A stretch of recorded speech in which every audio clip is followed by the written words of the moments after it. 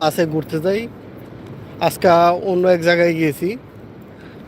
এখানে একজন বাংলাদেশি, উম, উনি এক মিশরের এক লোকের লগে একটু মারামারি করছে। দুজনেরই দোষ ছিল, একজনের না। মারামারি করাতে এই দেশের যে নতুন আইন, মারামারি দুইজনে করলে দুজনই দেশে পাঠাই দিব, ওইটাই করছে। ঠিক আছে, আজকে ওই লোকের ভাইয়ের সাথে দেখা করলাম আর কি। ওই লোকের দেশে পাঠাই দিছে, ছুটানোর জন্য চেষ্টা করা হয়েছে, কিন্তু এই দেশে নতুন আইন, যদি যে কয়জন মারামারি করবো সব কয়জন দিয়ে পালা যে যেই দেশের হোক ওই দেশে পাঠাই দিব একবারে ফিঙ্গার কইরা।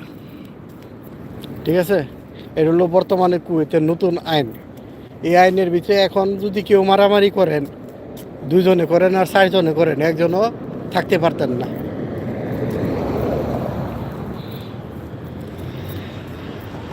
ঠিক আছে, যে কয়জনই মারামারি করবেন কুয়েতের ভিতরে, একজনও থাকতেন না কুয়েতে।